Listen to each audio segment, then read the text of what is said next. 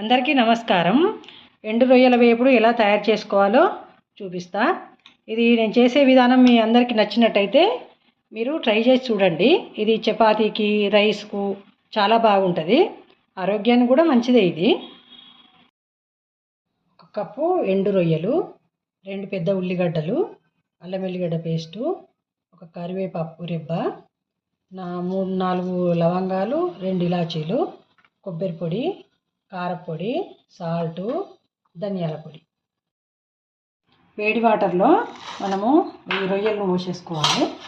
పోసేసుకొని కొంచెం ఇట్లా అంటే వీటికి వాళ్ళు ఎండబెడతారు కాబట్టి డస్ట్ అన్నీ ఉంటాయి కాబట్టి వేడి వాటర్లో పోసేస్తే క్లీన్ అవుతాయి మంచిగా.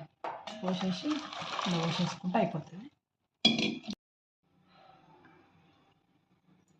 3 టేబుల్ స్పూన్ల ఆయిల్ వేసుకోవాలి.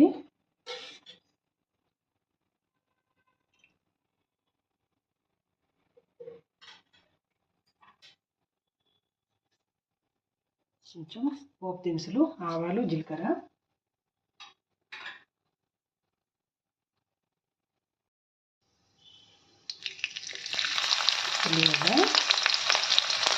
ఉల్లిగడ్డ పేస్టు, కరివేపాకు, అలానే మనం పెట్టుకున్న లవంగాలు, ఇలాచి,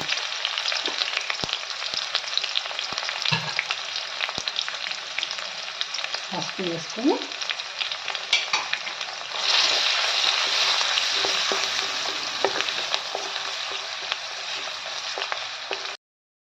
ఫస్ట్ రొయ్యలు వేసుకోవాలి.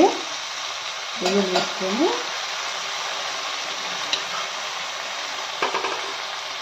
2 టీ స్పూన్ల కారం, half teaspoon salt, half teaspoon ధనియాల పొడి వేసుకొని ఇప్పుడు మంచిగా కలుపుకోవాలి. ఇవి ఆయిల్లో మంచిగా వేగితే గట్టిగా అవుతాయి. ఉల్లిగడ్డతో ఉడికి ఇట్లా మెత్తగా మంచిగా గట్టి ఉంటాయి. ఇప్పుడు మనం తరిగి పెట్టుకున్న ఉల్లిగడ్డ వేసుకోవాలి.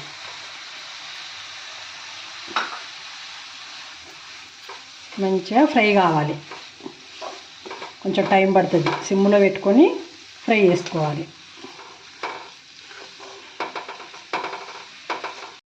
మంచిగా ఫ్రై అయింది, ఆయిల్ పైకి వచ్చింది. కొబ్బరి వేసుకోవాలి. కొబ్బరి వేసుకొని 1 నిమిషం ఉంచుకుంటే సరిపోతుంది. కొత్తిమీర వేసుకోవాలి.